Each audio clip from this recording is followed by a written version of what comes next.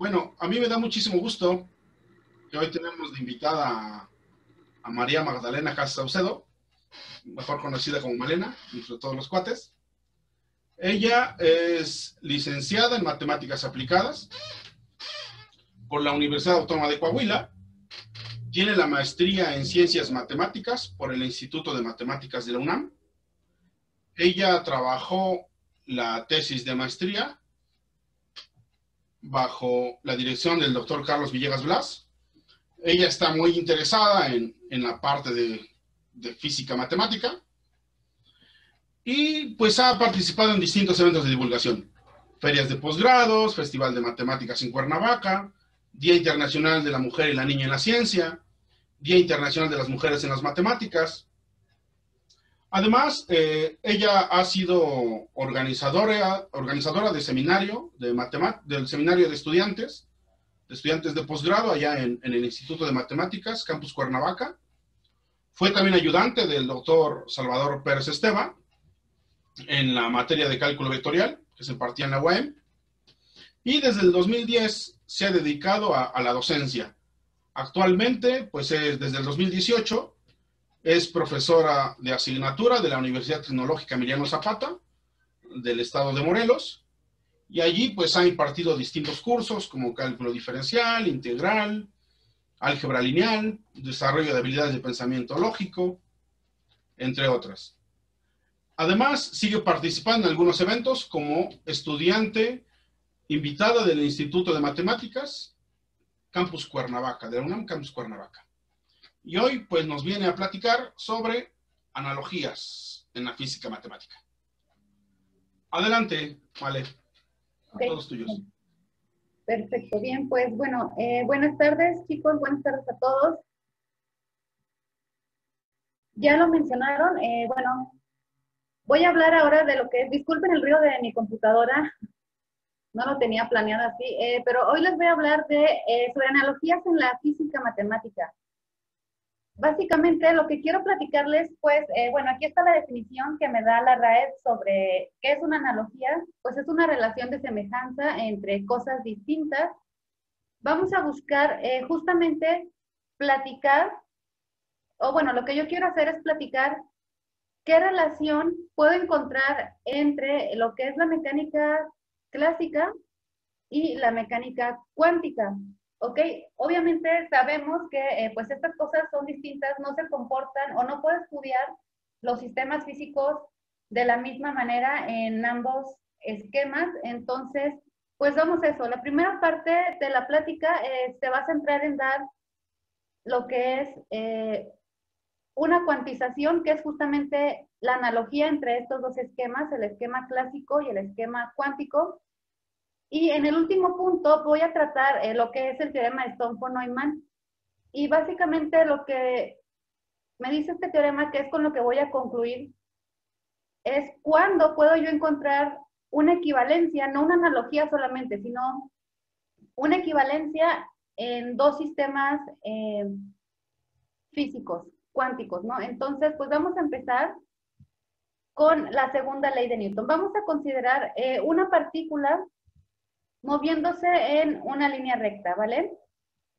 Sabemos que el movimiento de la partícula está gobernado por la segunda ley de Newton, que pues de ella se deduce justamente esta formulita que nos hacen aprender desde muy chiquitos, ¿no? Que es fuerza igual a masa por aceleración. Aquí hay que destacar que m es la masa de la partícula, es constante, y a denota lo que es la aceleración de la partícula. Implícitamente tenemos pues los siguientes conceptos o la siguiente notación. X es una función que depende del tiempo y pues denota justamente o me describe la posición de la partícula en el tiempo t. La notación que voy a estar usando es X punto, me va a representar la velocidad de la partícula, X bipunto es lo que llamamos la aceleración de la partícula y bueno, F pues es la fuerza.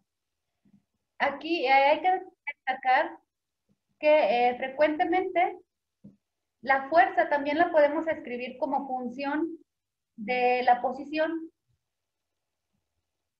Y en este caso, la fuerza la puedo escribir como f de x igual a menos la derivada de la función v, que depende de x.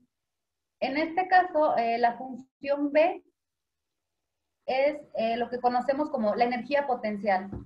Recuerden que la energía potencial es la energía asociada, como lo indica la notación, a la posición, ¿no? Entonces, si nosotros, bueno, no alcanzan a ver eso, ¿verdad? Ahí está. Si nosotros definimos, bueno, con esta notación podemos escribir esa misma formulita como m por x bi'prima igual a menos la derivada de la energía potencial. Si yo defino el momento de la partícula como m por la derivada de la posición, es decir, m por la velocidad, recordemos aquí que el momento de la partícula es justamente la cantidad de movimiento, es cuánta masa, básicamente lo que me dice el momento es cuánta masa está en movimiento. Si nosotros definimos así el momento, podemos desacoplar la ecuación de segundo orden que teníamos por ahí a un sistema de ecuaciones diferenciales de primer orden dado por estas dos ecuaciones. X punto igual a el momento sobre la masa y la derivada de el momento, aquí X punto y P punto, recuerden, son las derivadas respecto al tiempo, ¿ok? Entonces tenemos que P punto es igual a menos la energía potencial, ¿ok? Entonces, como notación, vamos a llamar espacio de configuración al espacio de posiciones de nuestra partícula y vamos a llamar espacio fase al espacio conformado por los puntos del estilo X, P, donde X, vuelvo a repetir, es la posición de la partícula y P es el momento. Entonces tenemos lo que es el espacio de configuración viene siendo R y nuestro espacio fase pues es R2. ¿Vale? Después, entremos ahora sí ya a la parte del formalismo hamiltoniano. Vamos a considerar una función suave que va de R2 en R, la vamos a llamar H. Recordemos que una función suave es aquella función en donde todas sus derivadas parciales existen de cualquier orden. Y bueno, además esta función es continua, ¿no? Tenemos esta función, vamos a definir las ecuaciones de movimiento en R2 dadas por estas ecuaciones diferenciales, que es x punto igual a la derivada parcial de h con respecto a la componente p, y análogo para p punto, ¿no? Se define ahora como p punto menos, se define como menos la derivada parcial de h con respecto a la componente en x. A estas ecuaciones que justamente me describen el movimiento que tengo ahí en R2, se les llaman, o seguramente ya las han visto, son las ecuaciones de Hamilton. Y de hecho, lo que me dicen estas ecuaciones es que buscamos trayectorias del estilo x de t, p de t, que son justamente una solución a la segunda ley de Newton. Y entonces yo busco estas trayectorias que satisfacen estas dos ecuaciones. ¿Ok? A esta función h se le llama función hamiltoniana o básicamente es el hamiltoniano del sistema y lo podemos representar mediante esta expresión. En esta expresión, el primer sumando, p cuadrada igual, p cuadrada sobre 2m es la energía cinética y el segundo sumando es la energía potencial. Recordemos que la energía cinética es la energía que se posee debido al movimiento, ¿no? Ya habíamos dicho que la energía potencial es la asociada a la posición.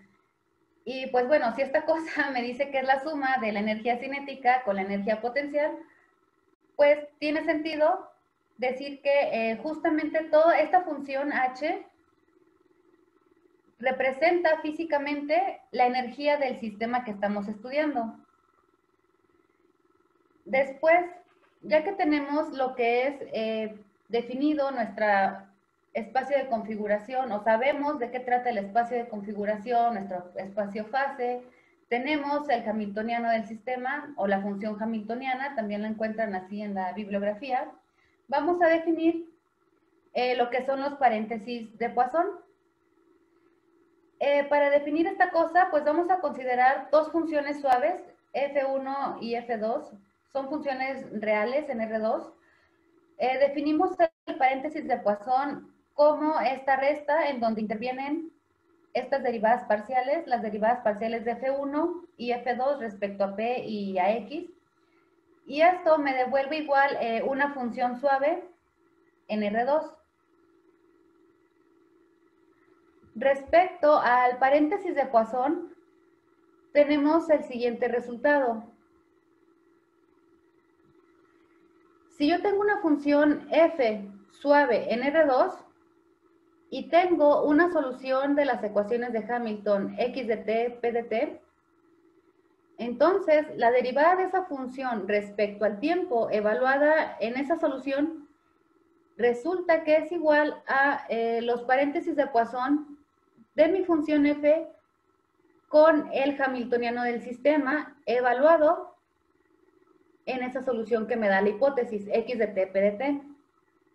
Recuerden cómo estaban definidos los paréntesis de Poisson. Me voy a regresar un momento más para que verifiquen cómo estaban definidos los paréntesis de Poisson, ¿no? Es derivada de la primera función respecto a x por la derivada parcial de la segunda función respecto a p, menos derivada parcial de la primera respecto a p por la derivada parcial de la segunda función respecto a x. Entonces, recordando eso, ¿qué pasa si f es igual a h? Voy a observar la parte izquierda de la igualdad que me da la conclusión del teorema. Si f es igual a h, el paréntesis de Poisson que yo tendría sería h, h. Y en ese caso, pues vemos que el paréntesis de Poisson no es difícil calcularlo. Vemos que eso pues es 0. Si f ahora es x, tengo que su paréntesis de Poisson es justamente la derivada parcial de h con respecto a p. Y finalmente, si yo considero a f como p, su paréntesis de Poisson es justamente menos la derivada parcial de h con respecto a x. ¿Qué nos dicen estas ecuaciones? Bueno, ahora voy a observar qué onda con la parte derecha, ¿no? Pues tenemos que, básicamente, si f es igual a h, la parte izquierda, perdón, de mi igualdad, de la conclusión del teorema es h punto, y obtuve ya que es igual a 0. Las últimas dos ecuaciones se traducen a x punto igual a esta derivada parcial y p punto igual a esa derivada parcial, ¿no? Bueno, con el signo menos por ahí. Entonces, fíjense, ¿qué me dice la primera ecuación? De nuevo, me dice h punto igual a 0. Esta derivada es con respecto al tiempo. Recordemos lo que representaba h. H era la función hamiltoniana, el hamiltoniano del sistema, y me representa la energía, que su derivada respecto a t sea 0, me dice que justamente pues su variación respecto al tiempo es nula. ¿Qué me implica esto? Pues lo que ya sabíamos, ¿no? De nuestros cursos de física. La energía se conserva. Y las últimas dos ecuaciones son justamente las ecuaciones de Hamilton que habíamos descrito previamente. ¿Qué puedo concluir de este teorema? Pues que básicamente, uno, en efecto, comprobamos que sí, es cierto, la energía se conserva. Y segundo, pues que las ecuaciones de Hamilton están contenidas como un caso especial en este teorema. Ahora, esto es en cuanto a los elementos que puedo yo encontrar en la parte de la mecánica clásica. Para poder introducirlos a lo que es la mecánica, a la parte de la mecánica cuántica, pues vamos a hablar un poquito de conceptos que vamos a estar utilizando por ahí. Son conceptos de análisis funcional. Son breves, son pocos, así que vamos a dar un repaso previamente a estos un repaso, perdón, a estos conceptos, que es el producto interno. Primero es lo que quiero revisar.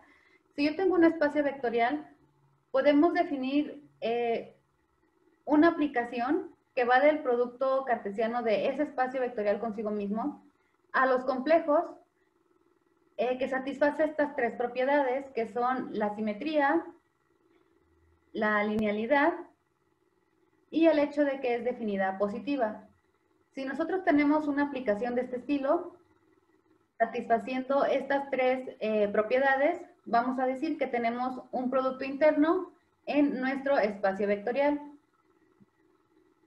El siguiente concepto, bueno, es más bien un resultado que se obtiene por ahí. Si nosotros tenemos un espacio vectorial complejo con un producto interno definido en él, tenemos que este producto interno nos induce una norma dada por esta expresión.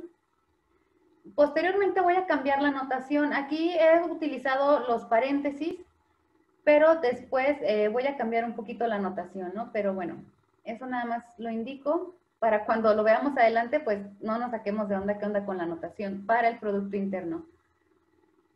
¿Qué es un espacio vectorial completo? Pues es un espacio vectorial normado en la cual cualquier sucesión de Cauchy contenida en ese espacio converge a un elemento del mismo espacio. Con estos tres elementos, entonces, podemos hablar de lo que es un espacio de Hilbert. Un espacio de Hilbert es un espacio vectorial con un producto interno que es completo con la norma inducida por justo su producto interno, ¿no? Y bueno, aquí es denotado, psi representa un elemento de este espacio de Hilbert. Ahí está la norma.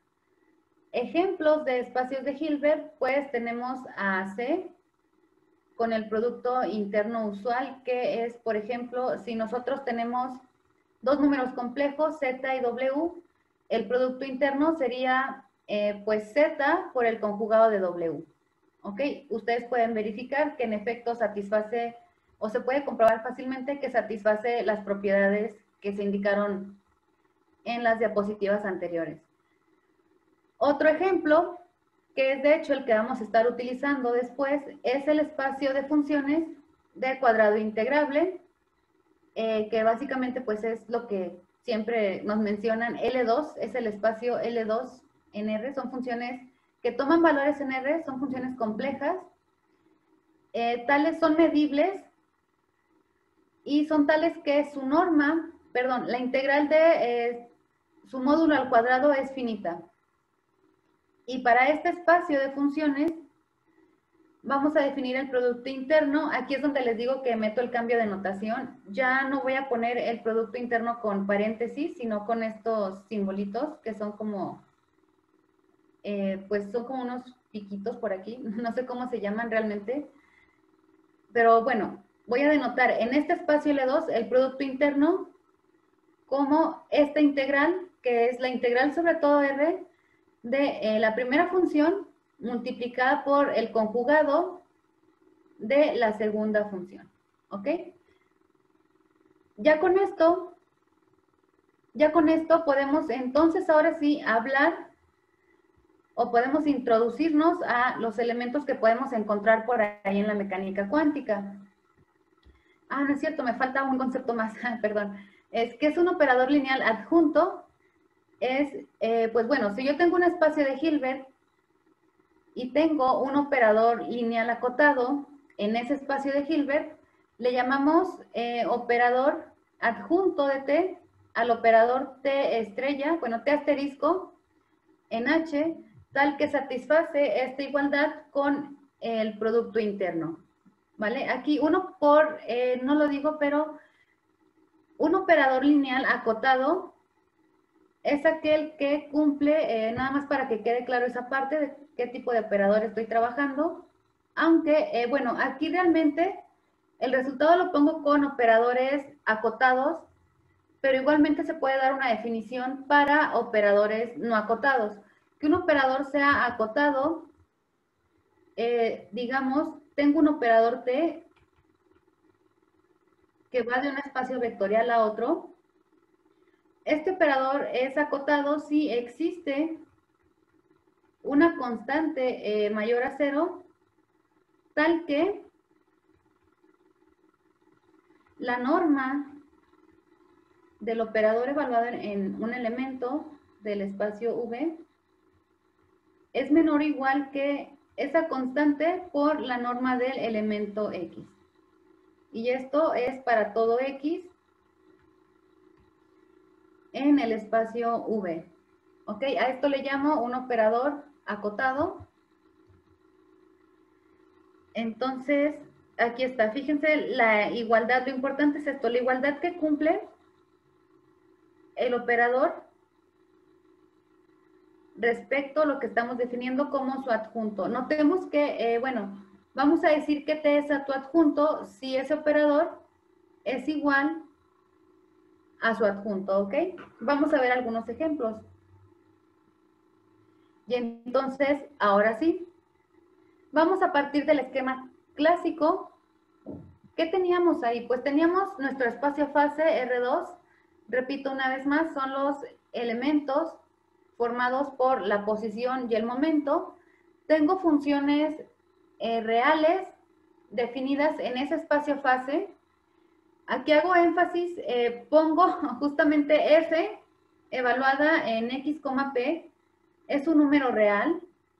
Hago énfasis en eso porque, como decía, estas cuestiones que tenemos aquí de mecánica clásica no van a ser las mismas que vamos a encontrar en la mecánica cuántica. Entonces, aquí yo sí puedo evaluar esta función real en un elemento del espacio fase. Perdón, yo puedo evaluar mi función en elementos del espacio fase y obtener un número real, ¿no?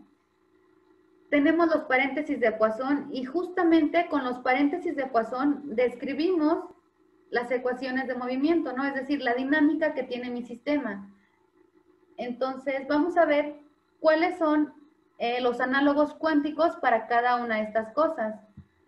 En la mecánica cuántica, lo análogo a mi espacio fase R2 es un espacio de Hilbert,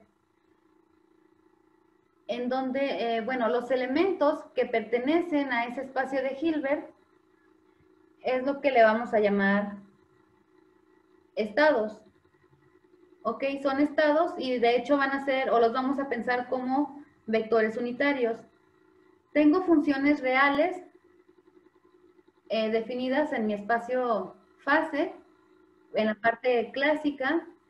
En la parte cuántica lo que voy a tener son operadores lineales autoadjuntos, que le voy a llamar o lo voy a denotar como A, definidos en este espacio de Hilbert. Voy a tener, como decía, bien determinadas estas evaluaciones para las funciones. Van a ser un valor real. Acá en la parte cuántica no. En la parte cuántica lo que denota este producto interno, que es el análogo de la evaluación para mis funciones en el espacio fase, lo que denota este producto interno en realidad es una probabilidad. De hecho, a esto se le conoce como valor esperado de un operador. Bueno, es el valor esperado del operador A en el estado phi. ¿Ok? Aquí esto es una probabilidad, no es algo determinado. Pero bueno, es su análogo, ¿no? Tenemos, así como tenemos los paréntesis de Poisson en la mecánica clásica, tenemos lo que es el conmutador. Aquí, bueno, digo que I, esta I que aparece en el denominador del escalar que está multiplicando esta cosa, es la unidad imaginaria. Esta H barra que aparece también en el denominador, es un múltiplo de la constante de Planck. Para esa cantidad, esa constante de Planck, no hay un análogo clásico y de hecho, pues su valor pues fue determinado experimentalmente, ¿no? ¿Y qué entiendo por conmutador de dos operadores? Pues por conmutador yo voy a entender lo siguiente. Si me dan dos operadores A y B, el conmutador de ellos está dado como lo siguiente. Es A compuesto con B menos B compuesto con A, en este orden, ¿no? Y bueno, lo hacemos actuar en funciones de mi espacio de Hilbert. Quizá aquí me falta especificar eso. Esto actúa en funciones de mi espacio de Hilbert, entonces todo esto actúa en esta función phi y pues bueno, ya nada más hay que especificar esto, ¿no? Que es la composición de estos operadores en cada uno de estos sumandos que tengo por aquí. Entonces, esto es lo que se le llama el conmutador. ¿Y por qué lo describimos? Porque al igual que los paréntesis de Poisson en el esquema clásico me determinaban la dinámica del sistema físico que tenía, pues el conmutador también me va a ayudar en la parte cuántica a definir lo que es la dinámica de mi sistema en este sentido, ¿no? Aquí, H gorrito lo que significa es el análogo del hamiltoniano, de la función hamiltoniana que tenía por acá, ¿no? A este H gorrito se le llama operador hamiltoniano y bueno, este operador resulta que también es autoadjunto. Después, ¿qué tenemos? Pues está muy padre todo esto. Tenemos ya elementos de la mecánica clásica, ya tenemos su contraparte cuántica. No es lo mismo, ¿ok? No representan lo mismo, pero pues son en cierta manera parecidos, no son semejantes. Es lo que me describe cada uno de estos elementos. Muy padre, me platicas de un espacio de Hilbert, de operadores lineales autoadjuntos, de conmutadores y todo esto. Pues vamos a ver un ejemplo. Pues sí, como les decía, ya que tenemos esta relación, podemos decir que hemos cuantizado. Ya encontramos lo que tenemos, perdón, una relación entre elementos clásicos con elementos cuánticos. Justamente a este proceso, chicos, se le llama cuantización. Le vamos a llamar cuantización a la analogía que encontramos entre los elementos de la mecánica clásica y los elementos de la mecánica cuántica. Como ejemplo, pues vamos a seguir trabajando nuestro espacio de configuración R, nuestro espacio fase R2. Vamos a considerar también funciones reales, paréntesis de Poisson, las ecuaciones de movimiento. En la mecánica cuántica, ¿qué voy a tener? A ver, si yo tengo el espacio de configuración por una parte NR, su análogo cuántico sería un espacio de Hilbert, pero aquí ya no es cualquier espacio de Hilbert. Aquí yo ya estoy definiendo lo que sería el análogo a mi espacio de configuración, sería un espacio de Hilbert L2 de R, ¿ok? El espacio que vimos allá como ejemplo, cuando definimos lo que era el espacio de Hilbert. El análogo de mi espacio fase es el espacio de Hilbert L2 en R2, es decir, funciones de cuadrado integrable en R2. Tengo funciones reales. Ahora algo específico aquí que estoy trabajando con funciones reales definidas en mi espacio de configuración, ¿ok? En este caso tomo la función de posición y la función de momento que ya habíamos hablado al inicio de la plática y voy a establecer quién es su contraparte cuántica, ¿no? Pues van a ser operadores lineales autoadjuntos actuando en el espacio de Hilbert L2 de R. Y de hecho, en la notación que ustedes pueden encontrar en la bibliografía es justo esta que menciono por aquí. Y es X mayúscula y P mayúscula, ¿no? Y bueno, es el análogo, ¿no?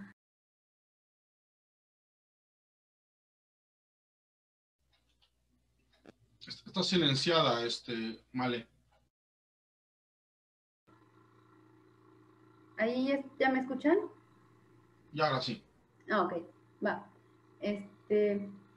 Ajá, tenemos la contraparte cuántica de la función de posición, que también se le llama, de hecho, operador de posición, y la contraparte cuántica de la función de momento también se le llama de manera análoga operador de momento, ¿no?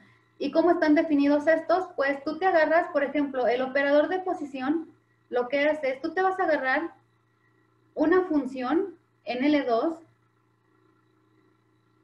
cuando tú le aplicas el operador X, Básicamente es un operador de multiplicación. Lo que haces es multiplicar a la función que tomaste por la componente X. Es todo lo que haces, es una multiplicación. Y el operador de momento lo que te indica es, bueno, tú te coges aquí una función en L2, cuando le aplicas el operador, lo que hace es calcular la derivada de esa función y multiplicarla por este escalar, que es menos i por h barra. Es todo, ¿no? Entonces, repito, el análogo de la función de posición es el operador de posición, que es un operador de multiplicación, y el análogo de la función de momento es el operador de momento, que está dado en términos de una derivada. Tenemos después, aquí está, ajá. Tenemos después lo que es el hamiltoniano del sistema, ya lo habíamos visto, que era la energía cinética más la energía potencial. Su operador hamiltoniano es básicamente, tiene la misma expresión, solo que ahora tenemos el operador de momento y aquí lo que representa la función potencial es una función de multiplicación igual, ¿no? Cuando tú haces actuar el operador hamiltoniano en una función de tu espacio de Hilbert, cuando tú le aplicas esto, aquí el segundo sumando que aparece por acá es multiplica tu función por esta función potencial y nada más, ¿no? Aquí, bueno, es el operador de momento aplicado 2 veces a esa función y listo. Los paréntesis de Poisson, ahora me interesa describirlos para la función de posición y de momento. Aquí, los paréntesis de Poisson, para estas dos funciones, la de posición y la de momento, esto es igual a 1. Su contraparte cuántica, que es el conmutador, me da algo similar, solo que, bueno, como ahora estamos en operadores, el conmutador del operador de posición y de momento me dan justamente el operador identidad.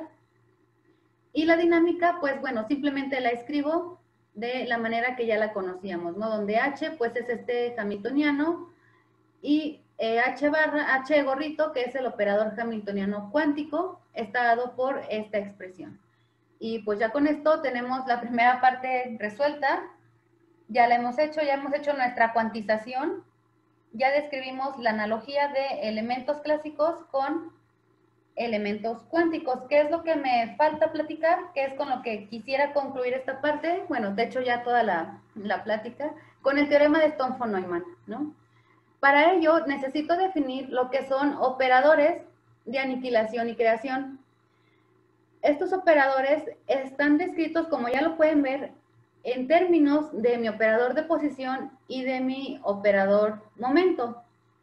Se les llama operadores de aniquilación y creación porque justamente pues tienen una interpretación en la mecánica cuántica de campos, que es, bueno, el operador de aniquilación lo que hace es destruir partículas y el operador de creación crea partículas, ¿no? Por ahí tiene esa interpretación. De ahí los nombres. Le denotamos por A este operador. Y recuerden que A asterisco es el adjunto del operador A, ¿ok?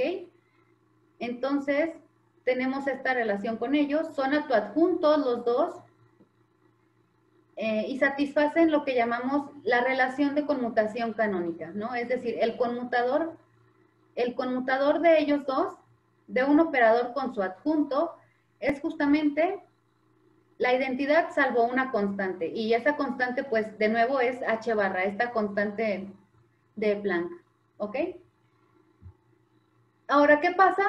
Todo lo que hicimos fue para una partícula. ¿Qué pasa si tenemos n partículas? Pues nada nuevo, ¿no? Nada más lo extendemos, como lo hacemos en casi todos nuestros ejemplos. Todo lo que ya veníamos haciendo lo extendemos a el caso de, en este caso, por ejemplo, teníamos n partículas, vamos a tener n posiciones, n momentos. Nuestro espacio-fase se convierte ahora en R2n. Su análogo es igual a un espacio de Hilbert de funciones cuadrada integrable, pero ahora en R2N. Tenemos las funciones de posición, de momento. Ahora aquí las denoto como X sub K y P sub K porque tenemos justamente N de ellas, ¿no? N funciones de posición, N funciones de momento. Y pasa lo mismo con los operadores de multiplicación y de derivación, ¿no? Que son los de posición y de momento en la parte cuántica. Aquí X sub K va a ser de nuevo, sí, un operador de multiplicación, pero ahora lo que vas a... bueno, aquí me brinqué. Esto es lo que generalmente se encuentra en la bibliografía, pero por aquí me faltó multiplicar por la función phi, ¿no? Lo que me indica esto sí es, te vas a agarrar la componente... Ojo, fíjense que acá en la notación estoy denotando el vector en R2N simplemente como X, P. ¿Vale? X, es decir, básicamente son los primeros n elementos del vector y P son los siguientes n elementos que me contienen justamente a los momentos. Aquí, X sub K es la multiplicación por la componente késima, ¿ok? Y P sub K, en la parte cuántica, es igual una derivada, pero pues ahora como tenemos n variables, pues va a ser la derivada parcial respecto a la componente késima, ¿no? Y aparece otra vez este mismo factor que teníamos en el caso de una dimensión, pero básicamente todo es lo mismo, ¿no? Tenemos el hamiltoniano del sistema que ahora se escribe como una suma de estas funciones de posición elevado al cuadrado. Su contraparte cuántica se escribe de manera similar.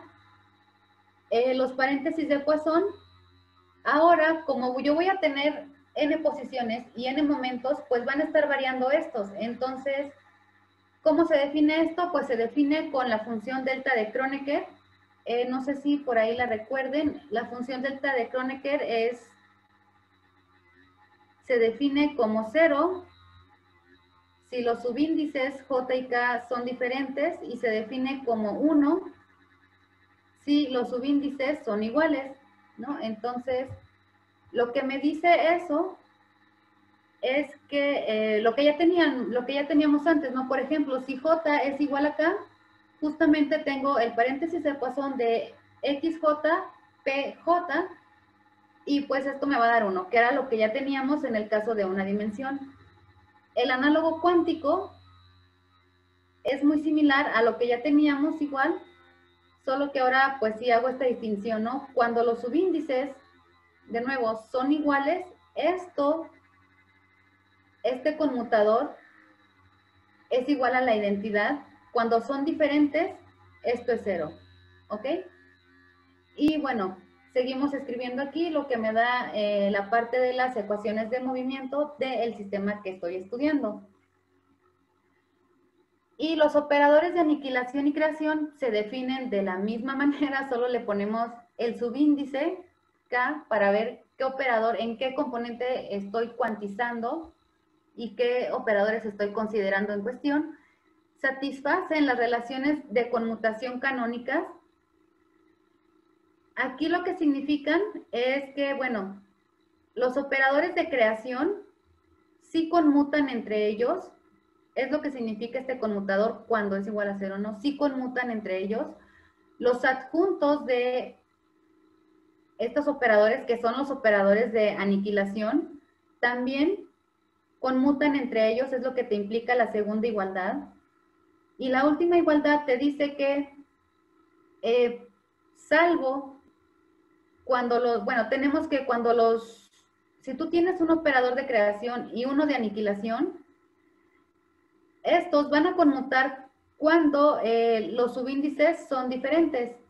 Cuando son iguales, vas a tener un múltiplo de la identidad, que era lo que ya teníamos en el caso también cuando teníamos nada más un operador de creación y un operador de aniquilación, ¿no? Es lo mismito, salvo este múltiplo de la constante de Planck, ¿vale? ¿Y para qué quiero esto? ¿Por qué lo extendí a n componentes? Pues justamente porque lo necesito para platicar del teorema de Stone von Neumann, ¿no? ¿Qué me dice este teorema? Lo que me dice es que tenemos un espacio de Hilbert H, el que tú quieras, ¿no? Llámale H, y tienes ahí definidos n operadores que he llamado con A mayúscula, ¿no?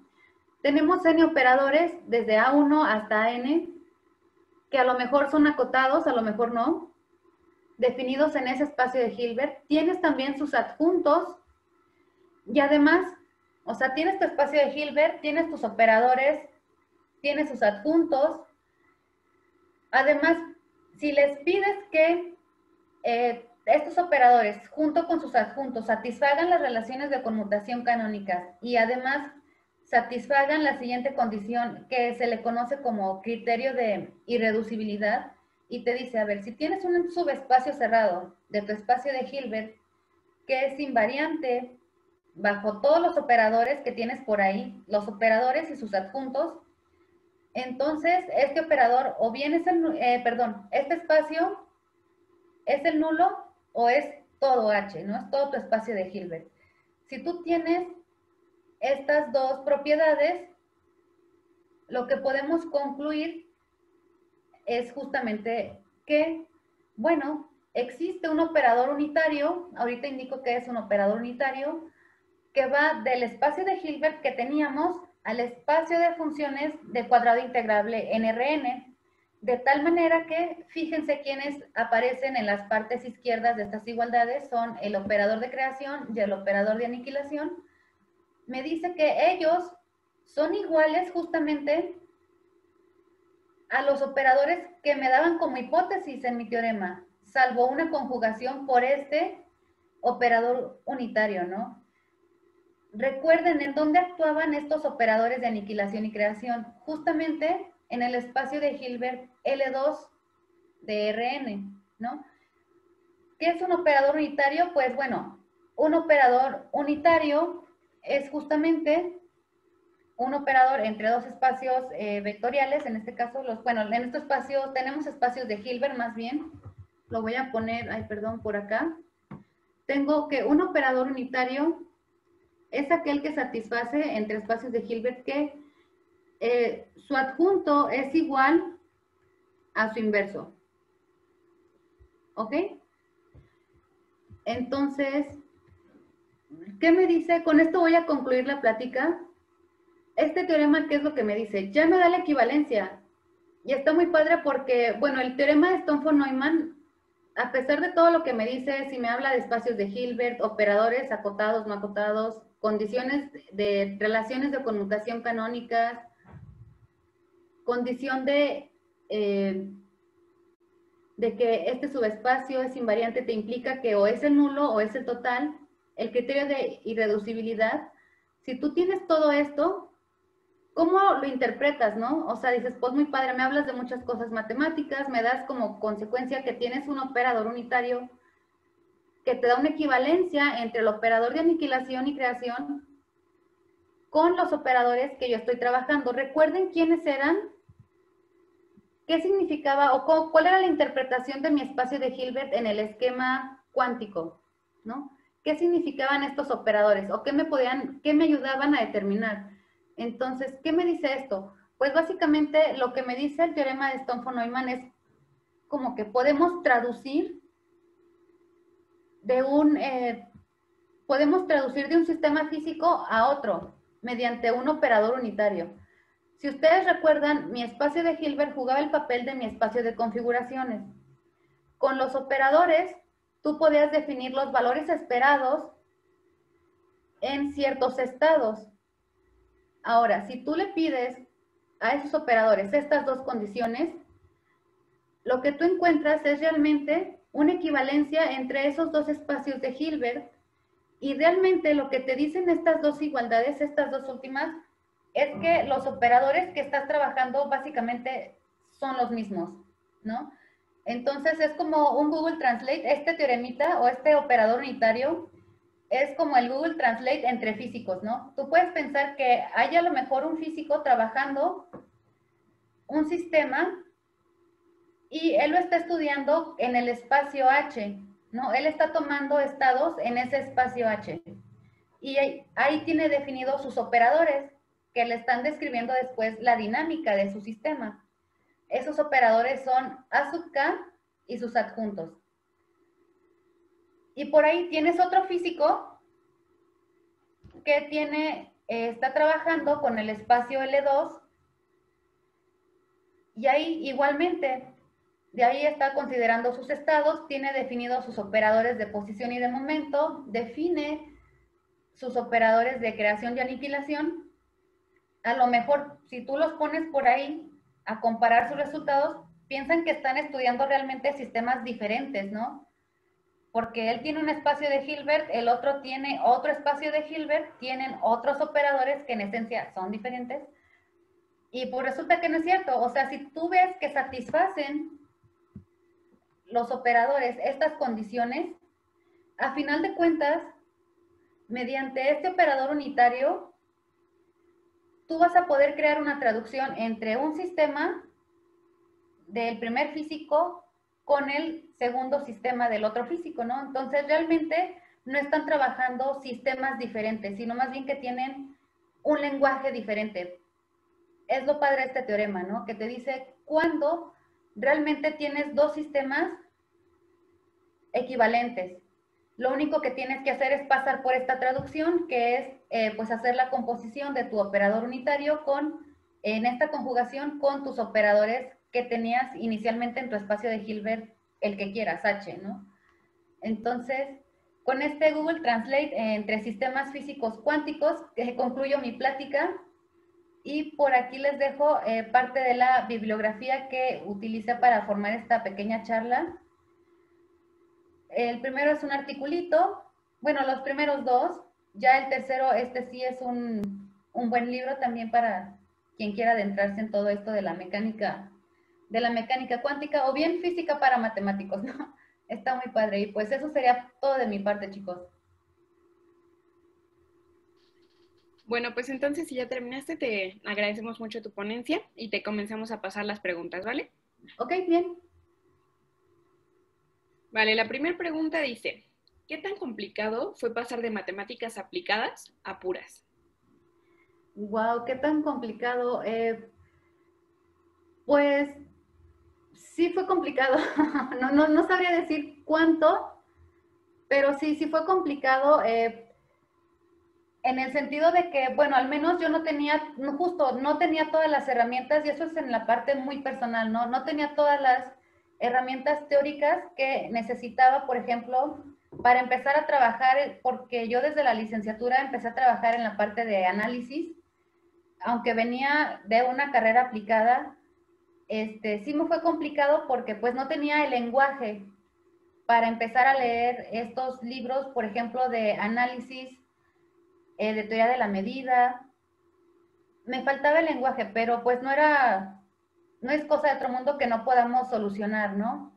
O sea, simplemente pues es ponerte, te aplicas, te pones a leer, te pones a estudiar, agarras ese lenguaje y lo haces tuyo, y entonces pues ya a partir de ahí le sigues, ¿no? Es simplemente aplicarte, tomar los libros, empápate de lo que viene por ahí, aprende el lenguaje y pues eso, entiéndalo. Bueno, la siguiente pregunta dice, para alguien que no conoce de estos temas, ¿dónde recomendarías comenzar a investigar? Ok, para alguien que no conoce esos temas, justamente en esta segunda referencia. Esta es un articulito que salió en esta revista por el profesor Brian Hall, y justamente te platica de manera global lo que es el proceso de cuantización, que la verdad sí está muy interesante porque, como te decía, es una traducción entre la parte clásica y la parte cuántica. Entonces, aquí te platica desde los elementos que tú requieres para empezar con definiciones, con los primeros resultados, hasta llegar a lo que es la cuantización. Y de hecho, abunda un poquito más y te dice que hay varios esquemas de cuantización, ¿no? No nada más hay uno. Entonces, hay varias maneras de buscar el análogo cuántico para algo clásico. Yo aquí les mencioné uno, pero hay muchísimos otros, y sobre todo porque, pues, La parte cuántica, por ejemplo, es importante saber cómo estás componiendo tus funciones, ¿no? A lo mejor no es lo mismo si las compones primero la X y luego la P, o primero la P y luego la X, ¿no? O cuándo sí se vale hacer eso, en qué esquema de cuantización. Este segundo articulito lo recomiendo, ahí está en la red, está en línea, tú lo puedes descargar y te ayuda. Ahora, si tú tienes la formación, por ejemplo, de matemático aplicado, puedes seguir, si tú sabes básicamente lo que es una función, si tienes algo de variable compleja, si tienes también algo de álgebra lineal, ya viste que, bueno, aquí trabajo lo que son operadores, son funciones, trabajamos también con variable compleja, todo, si tienes esas bases, también te puedes ir al libro, que pues ya es una extensión de este articulito, ¿no? Aquí ya te platican, a grosso modo, todo lo que es la parte física, la parte cuántica, te platican también sobre análisis funcional, algo de teoría de operadores y esquemas de cuantización ya en las últimas secciones. Y sí, así tal cual te lo indica el nombre. Este libro es para matemáticos, ¿no? Entonces, sí te lo recomiendo. Les recomiendo estos dos últimos y el primero, pues, no, ese no. Ese ya es para, si te quieres especializar más, ¿no? Pero de entrada, recomiendo el segundo y el tercero. La siguiente pregunta es, ¿por qué te llama la atención justamente la mecánica? ¿Consideras que todo esto tiene algunas aplicaciones interesantes? Y si es así, ¿podrías dar alguna? Ok. Porque, bueno, no es que me haya interesado en primera esencia en la mecánica.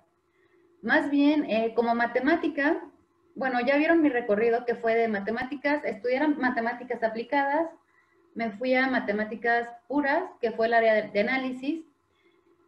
La verdad es que siempre, no solo en el área de mecánica, específico eso, caí en esta área porque lo que yo quería o lo que yo buscaba era, como tu pregunta lo indica, ¿no? O sea, ¿en dónde puedo aplicar lo que yo estoy aprendiendo? O sea, a mí la verdad siempre me gustó mucho el análisis, me gustó muchísimo cómo está construido, las definiciones, las demostraciones de los teoremas, me gustaron, me fascinaron, o sea, me atraparon. Y ya después, la verdad, la idea de meterme a una carrera en matemáticas y matemáticas aplicadas, pues es justo darle una utilización a las matemáticas que conocemos, que estamos aprendiendo. Ya que me había capturado el análisis, pues esa curiosidad todavía seguía por ahí. Es, ¿qué quiero o en dónde puedo aplicar esta herramienta que estoy aprendiendo? Y pues resulta que con la orientación de Salvador Pérez Esteva, de aquí del Instituto de Matemáticas, y con la orientación, eso fue en la licenciatura, y con la orientación posteriormente de Carlos Villegas, pues descubrí que lo que yo estaba estudiando, que es análisis matemático, pues tenía una aplicación o tenía una motivación física, y justo esa motivación física se encontraba en la parte de mecánica. Si se hubiera encontrado en otra área de la física, igualmente me hubiera interesado, ¿no? Porque pues aplicaciones sí hay muchas, pero bueno, que no las conozcamos es a veces lamentable, ¿no? Entonces yo afortunadamente tuve la orientación de estos investigadores, me mostraron que sí, lo que estábamos aprendiendo tenía un uso en la mecánica cuántica y eso me ha fascinado muchísimo, y ahora que voy descubriendo todo lo que se puede hacer ahí, todas las matemáticas que realmente están escondidas ahí, pues es muy, muy sorprendente. La verdad no deja de asombrarme cada vez que leo algo relacionado con lo que estoy estudiando, ¿no? Ahora, aplicaciones, déjame pensar. Pues justamente en esto es súper aplicado. Es que ahora sí que se las debo, pero yo no tengo tanto conocimiento de la parte física, más bien me enfoco más en describir la parte teórica, la parte matemática, porque, por ejemplo, estos operadores de aniquilación y creación, justo la aplicación que tienen es, pues, lo que mencioné al inicio, ¿no? Te crean y te destruyen partículas. Entonces, esto entra en la mecánica cuántica de campos. Ahí ves una aplicación de, pues, de estos operadores, ¿no? Creas, destruyes partículas. No se me ocurre ahorita otra aplicación. Bueno, pues es que de la mecánica clásica, pues así describimos nuestro movimiento, ¿no? O sea, ahí cómo se va moviendo, cómo viaja una mosca por nuestro espacio, cómo viaja un coche, podemos describir todo su comportamiento, ¿no? Cuál es su posición, cuál es su momento, cuál es, bueno, que está dado en términos de la velocidad, cuál es la aceleración que lleva, todo esto, ¿no? Y pues en la mecánica cuántica, pues como lo indicaba, tenemos estados, tú agarras una partícula, ves qué estados tiene, ¿no? Cómo se está comportando todo esto. No sé si eso aclaré un poquito la parte de la aplicación.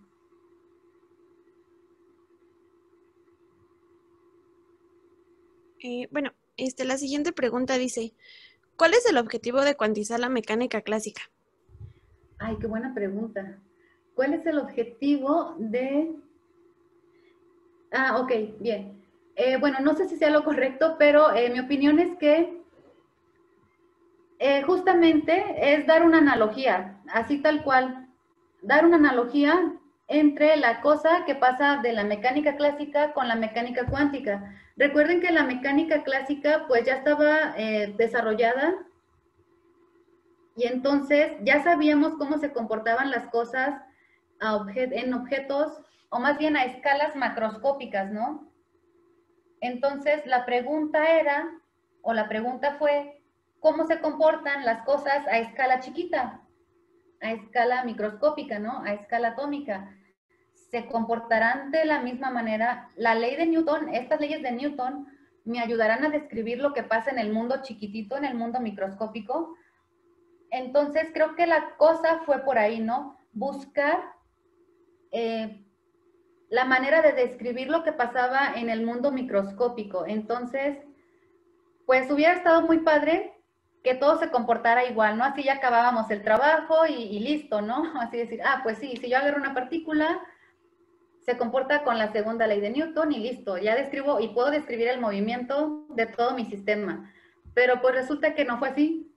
Entonces, pues como no fue así, la manera de trabajar en ciencia es, fíjate si lo que estás estudiando se parece a algo que ya estaba, para que pues te bases de ahí y ya nada más de ahí vayas empezando a escalar, a modificar tu desarrollo para lograr estudiar lo que quieres. Entonces, acá la idea era la misma, ¿no? Ya tenemos esto de la mecánica clásica, vamos a ver si esto me ayuda a describir lo que pasa en el mundo chiquitito y si encontramos algo parecido, ¿no? No exactamente lo mismo, ya vimos que no funciona, pero pues habrá algo parecido.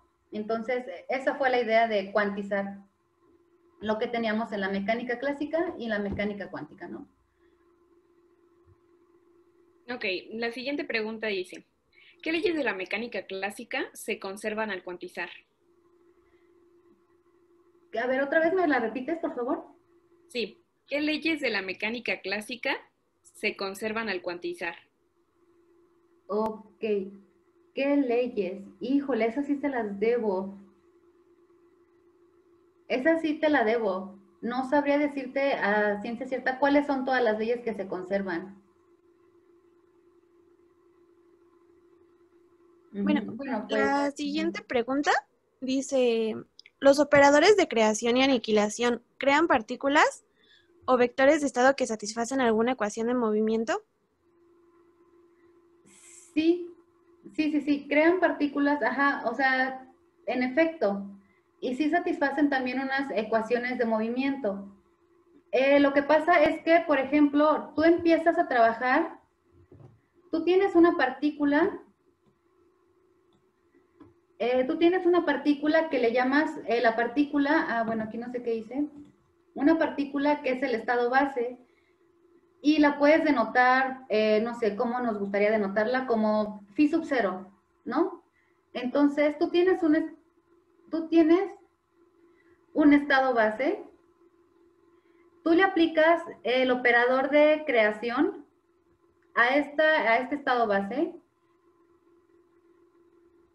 Y lo que te hace en general, bueno, te va a dar un nuevo estado y lo que podemos interpretar es que justamente estás creando una partícula. Y de hecho, a partir de este estado base, tú puedes ir obteniendo todos los estados que te definían acá en tu espacio de Hilbert, ¿no? Por ejemplo, ya obtuviste aquí lo que es phi.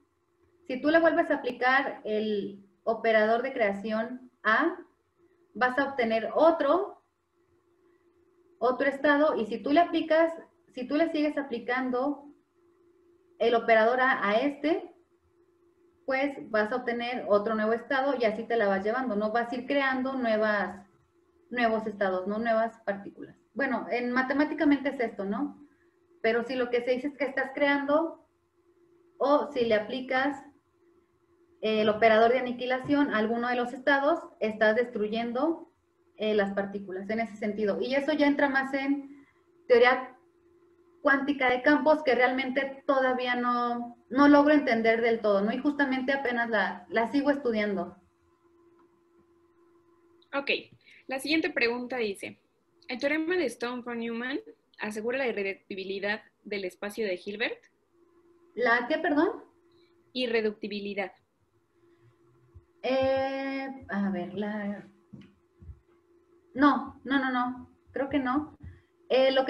Lo que pida nada más es, bueno, en esta parte es el criterio de irreducibilidad, lo pide como una condición, ¿sale? Si tú tienes un subespacio cerrado, el cual va a ser invariante bajo todos tus operadores, entonces tienes que ese subespacio o es el nulo o es todo el total, ¿no? Esta condición tú se la pides para poder dar la conclusión que se sigue después, ¿no? La existencia del operador unitario que te ayuda a traducir de un sistema a otro. Bueno, la siguiente pregunta dice, he oído que los transitores funcionan con mecánica cuántica. ¿Cómo es esto? Híjole, no lo sé, la verdad no lo sé, no me he metido a esa parte.